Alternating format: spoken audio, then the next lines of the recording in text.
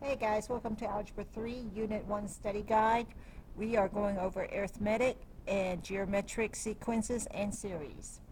So number 1 says, how do you determine if a series or sequence is arithmetic or geometric? What is the difference between the two? An arithmetic sequence has a fixed constant, a fixed amount known as a common difference. Okay? And also, if you were to draw the graph, that graph would be linear. A geometric has a constant known as a common ratio. That means you multiply the same number every single time. Arithmetic is adding. Geometric is multiplying.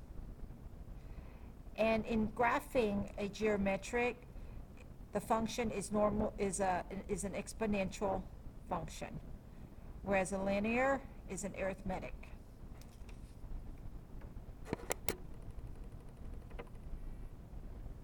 All right, that looks a little bit better. Okay.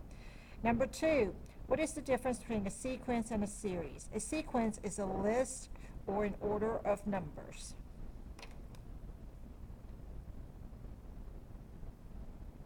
It is looking for the nth term. Okay? It's a list of or order of numbers. A series is a sum or total of the sequence. Number 3, what is the main difference in the recursive and the explicit formula? The recursive formula is a general formula, whereas the explicit is an exact answer of any term, of any nth term. Nth term. So, something explicit. Part 2, it says identifying sequences.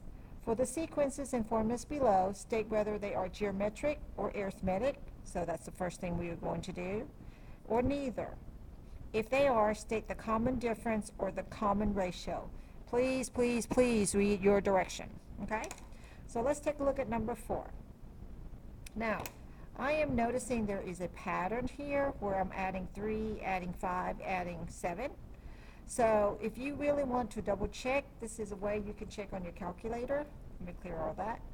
You take your term, divide it by the one before it, or that would make it geometric, okay? Or you can take the term minus the one before it, that would make it arithmetic. That's how you can tell, because opposite of adding is subtraction, opposite of multiplying is dividing. So let's take a look at number 4, okay? If I were to take 3 divided by 0, I'm going to get 0. 8 divided by 3, let me get that right. I have a fraction. That's still 8 over 3. 15 divided by the one before would be 8. And do you see how these two are not the same? This is 8 over 3. This is 15 over 8. So it cannot possibly be geometric. Okay? Let's see if it's arithmetic. Well, you would take 3 minus 0. You would take 8 minus 3. Notice it's not the same. So this one is not arithmetic either. So the answer to number 4 is neither. And if it's neither, you're not going to have a common difference or a common ratio. Let's take a look at number 5. Okay? In number 5, I'm noticing there's somewhat of a pattern. Let me see. Negative 7 minus 5, negative 12. Negative 9 minus negative 7, negative 2. Now notice, I'm using subtraction. These are not the same, so it is not arithmetic. Okay? Let's try your division. Negative 7 divided by 5. Notice the number. Negative 9 divided by negative 7. Are you seeing how this is not the same either? So the answer to this one is neither. Let me write that in blue. Let me box in this other one too. All right, let's take a look at number 6. Okay, number 6, I'm going to take negative 25 minus negative 16. I have negative 9. Negative 34 minus negative 25. Negative 9. Let's take one more. Negative 43 minus negative 34. Do you see how this is a constant pattern? I am subtracting every time. I am having a fixed amount every single time. So this one is arithmetic. Okay? And if it's arithmetic, it would have a common difference, and that common difference is -9. There's your answer for number 6. Let's go to number 7. Okay? It looks like I'm multiplying by 4, -4 every time, but let's just double check. Here we go. 8 divided by -2, -32 divided by 8. You see a common pattern already taking place. 128 divided by -32. Notice a fixed amount, okay? And I'm dividing, so this has to be geometric. And when it's geometric, you have a common ratio, and that common ratio is -4. It is very important that you write the D or the R, because I need to know if it's a ratio or a common difference. Don't just write -4 and don't just write -9. Very important that you do those things, okay? Number 8. Let's see, we see a pattern. It looks like I am doubling every time, but let's double check to make sure it's geometric, okay?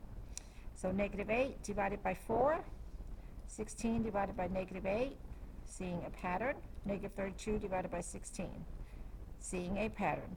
This one is geometric with a ratio of -2. Okay. Number 9. Alrighty. I'm starting to see a pattern with that one too. Maybe it's times 4, but let's double check. 4 divided by 1 is 4. 16 divided by 4 is 4. 64 divided by 16 is 4.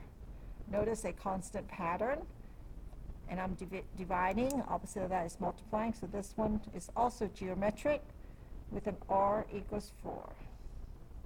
Okay. Number 10. Take a look. What pattern are you starting to notice? I think it's going up by 2. But to check, I can go 5 minus 3, 7 minus the one before it, which is 5, and 9 minus 7. See a pattern? And I'm subtracting. So that makes it arithmetic. And if it's arithmetic, it has a D, and that common difference is 2. Okay. Number 11. Look, I see somewhat of a pattern, maybe 5, but always double check. Don't ever assume. -10 divided by -2, okay?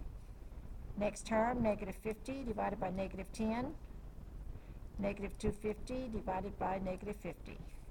See a common pattern here? This one is geometric with a common ratio of 5.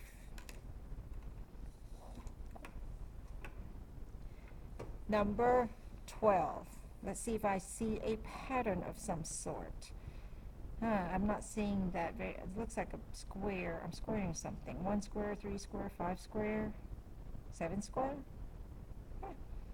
Looks like it. So let's double check, okay? So I'm going to take 9 divided by 1 is 9. 25 divided by 9 is not the same. 49 divided by 25. It's definitely not geometric, and I know it's not arithmetic, so this one is neither. It's neither, even though it's 1 square, 3 square, 5 square, 7 square.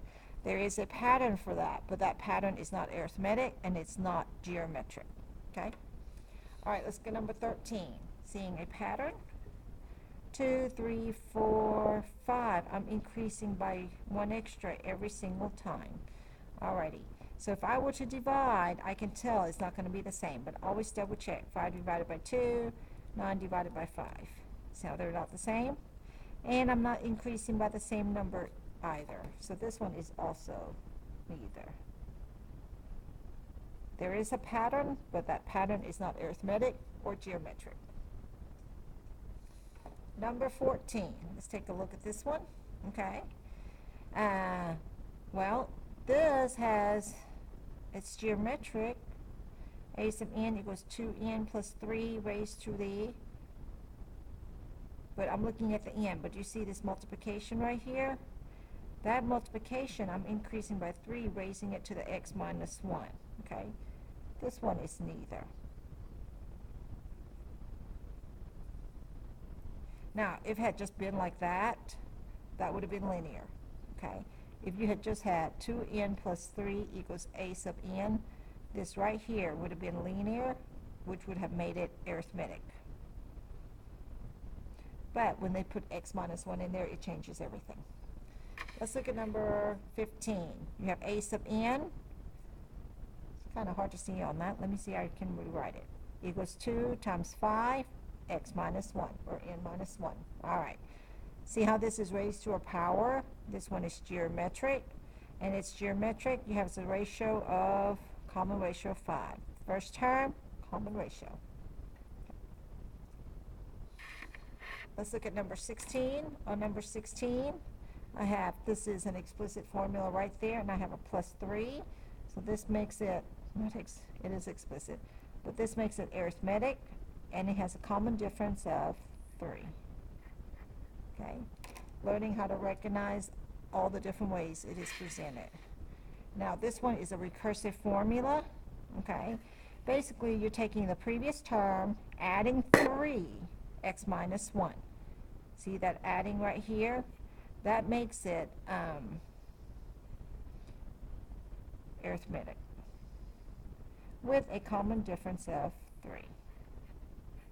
All you're doing is taking a previous term plus 3, previous term plus 3, previous term plus 3.